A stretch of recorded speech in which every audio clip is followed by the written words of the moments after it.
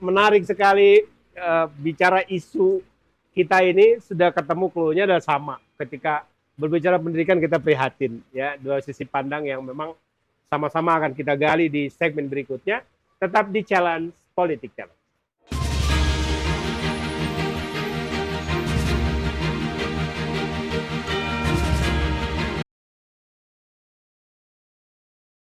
Saya ingin ke Pak Ismail Satrian. Pak Is, melanjutkan Anda prihatin guru yang saat ini memang seperti Anda katakan dunia pendidikan ya, potretnya seperti itu.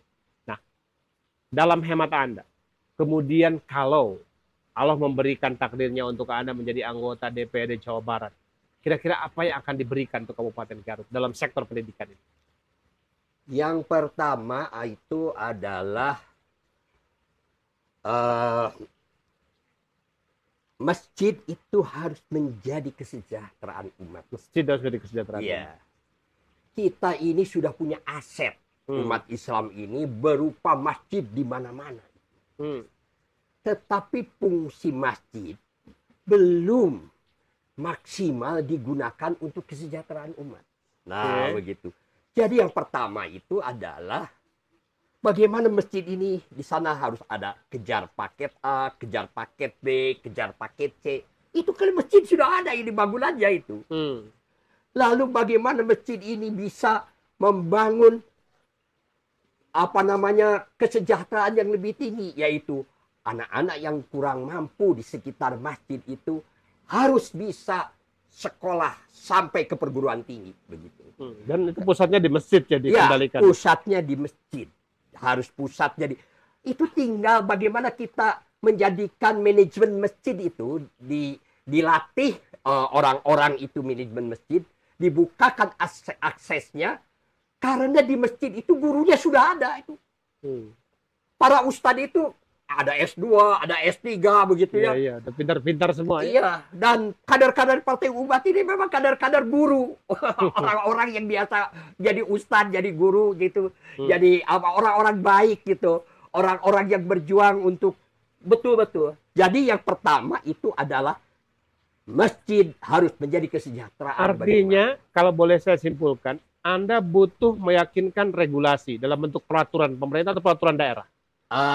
Ya, peraturan pusat, peraturan daerah juga samalah begitu. Nanti ya, diarahkan ke situ. Diarahkan bagaimana harus ada biaya untuk manajemen masjid, ya, untuk ini supaya masjid itu oleh pemerintah dijadikan kekuatan, bukan dicurigai begitu.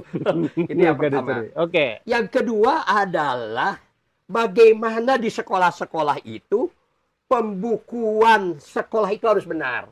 Pembukuan ya. Ya, pembukuan itu benar ya, harus benar. Jangan sampai ya bos itu datangnya harusnya Juni, ini diberikannya September. Ditulisnya harus Juni. Ini bagaimana ini? Manajemen jelas, rusak ya? Ini manajemen sekolah itu rusak. Jadi guru diajari berbohong akhirnya. Kenapa? Karena gara-gara bos dilatih supaya ini. Masa ada orang memperbaiki pembukuan bos ini harus bolak-balik begitu ya. Nah, itu sebetulnya kalau kita cek begitu, buku harian di sekolah itu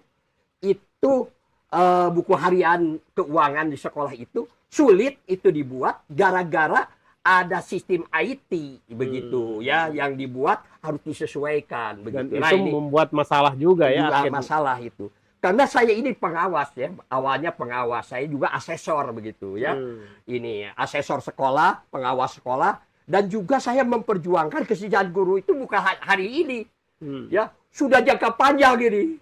Ya, sudah sejak lama ya. Sudah sangat lama begitu. Dan orang-orang yang kurang mampu di sekolah-sekolah itu, siapa saja yang tidak mampu begitu, boleh tinggal di rumah saya. Oke. Siapa saja itu yang saya mampu. Melihat asal itu. Satu syaratnya dia mau menyelesaikan S1 jadi sarjana. Begitu. Jadi Anda dukung ya anak-anak yang mampu di situ ya. Berapa sekarang anak di rumah Anda yang ada 43 anak yang kurang mampu itu. Sekarang itu ya. Wah, ini luar biasa. Orang itu punya 2 saja sudah sulit. Saya ada 43 anak ini. Ya, jadi inilah ya kader-kader Partai Umat itu kader-kader yang ikhlas untuk umat begitu ya. Oh. Maka itu wajar apabila harus didukung Partai Umat. Luar biasa. Orang komunikator ya.